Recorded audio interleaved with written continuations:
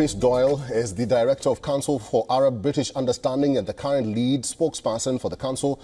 Mr. Doyle is now joining us live from London. Mr. Doyle, welcome to the program. This is a critical juncture for Israel. Hezbollah seems to have found a way to penetrate through Israel's defense system with the use of drones or UAVs.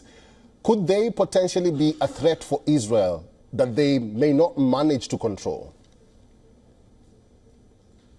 We've always known that Hezbollah has distinct abilities that are far in advance, for example, of those of Hamas in terms of missiles and also drones. It draws heavily, of course, Iranian backing and technology, and Iran has been buying even Russia with drones and missiles as well.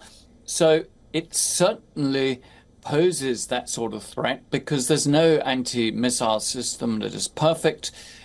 Israel took out 2 of the 3 drones that reportedly were used in this attack on the Israeli Prime Minister's residence in Syria, and could also use other means, which is just overwhelming through sheer numbers with missiles and drones.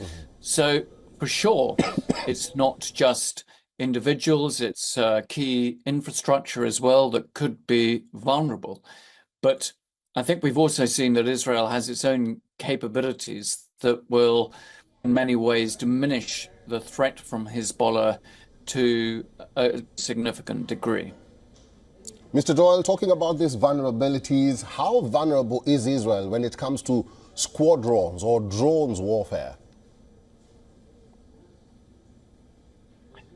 Well, it is vulnerable. It's got a lot of fronts, so it has to defend itself in a number of directions. So they could be launched from the north or arguably from the south. It's also had to defend itself from missile strikes from the Houthis in Yemen. They've been, I think, somewhat easier further away. But the challenge with Hezbollah is, of course, that it launches these drone attacks or missile attacks, obviously right on Israel's borders. So that means it can get that critical infrastructure, which it actually, in the north of the country, around cities like Haifa. In today's case, it was Caesarea. But we also saw, for example, that it got military training camp at Binyamina. Not that long ago, it killed 4 Israeli soldiers. So, Israel is not going to be able to take on Hezbollah without consequences, militarily at a level, but it will, and I think, to be honest, most Israeli leaders and military figures acknowledge this, there will be a pain, there will be cost to this. It will not be a cost-free war. And in Gaza, I think it's been the case largely that, yes, there have been some Israeli soldiers killed over the last year, but largely Israel has had its own way the last 365 days. Mr. Doyle, now that you've mentioned Gaza, let's talk about that and briefly talk about the impact following the death of Yahya Sinwar. Many hoped there will be progress in the ceasefire talks. That was not the case. Others thought that more or all hostages will be released. Again, that was not the case.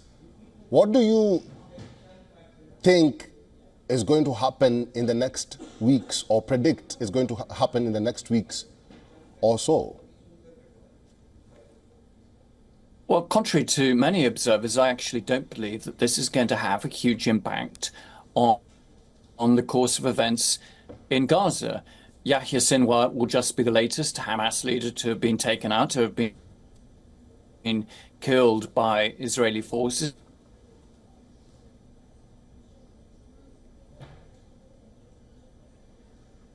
We seem to have lost Mr. Doyle. I've been talking to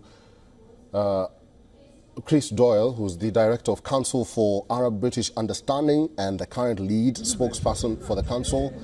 We seem to have lost him. But thank you, Mr. Doyle. If you get this message, thank you for talking to us today. For all the latest news, download the WION app and subscribe to our YouTube channel.